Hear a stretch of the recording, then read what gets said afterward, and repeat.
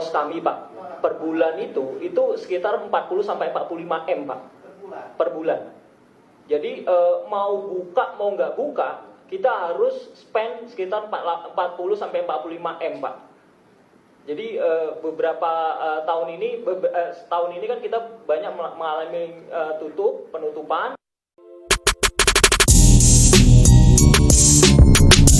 Dirut PT Pembangunan Jaya Ancol, Teuku Sahisyahali menjelaskan alasan pinjam uang ke Bank DKI sebesar 1,24 triliun. Jika kami tidak pinjam uang, Taman Impian Jaya Ancol kemungkinan akan ditutup di masa pandemi COVID-19 ini. Kalau tidak pinjam uang dan minta PMD, kondisi Ancol akan tutup permanen. Ujar Teuku di ruang rapat Badan Usaha Ekonomi BDPRD DKI, Jakarta Pusat tanggal 28 Desember tahun 2021. Teuku menjelaskan, posisi keuangan Ancol selama 2 tahun terakhir, pendapatan Ancol minus ratusan miliar akibat pandemi COVID-19. Situasi keuangan yang memburuk ini memaksa Ancol mengharuskan mendapatkan kucuran dana dari bank. Teuku mengatakan, Ancol membutuhkan uang untuk biaya perawatan. Kalau tidak, hewan kami tidak bisa diberi makan. Siwo tutup, tidak bisa bayar listrik, dan Dufan juga akan rusak. Ujar Teuku. Direktur Keuangan Ancol, Suparno, menjelaskan pendapatan terbesar Ancol adalah 1,3 triliun pada 2019. Dan saat itu pengunjung Ancol mencapai 18,9 juta orang.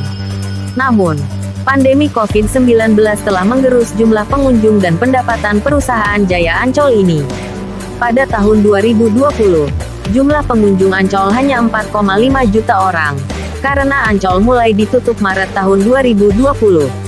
Pengunjung Ancol tetap tinggi pada Januari sampai Februari 2020. Jumlah pengunjung yang terjun bebas ini membuat Ancol rugi 393 miliar. Jumlah pengunjung tempat wisata pantai ini di 2021 diperkirakan hanya 3,5 juta orang. Pendapatan Ancol diperkirakan minus 272 miliar. Pandemi sangat berdampak besar bagi kami. Terbukti dari kondisi keuangan kami, ujar Suparno. Sebelumnya, Bank DKI menguncurkan pinjaman 1,24 triliun untuk Ancol. Penyaluran kredit dibagi menjadi 3 tahap. Yang ditandatangani adalah 389 miliar untuk pinjaman modal kerja dan 516 miliar untuk pinjaman investasi. Rencana berikutnya senilai 334 miliar untuk kredit investasi.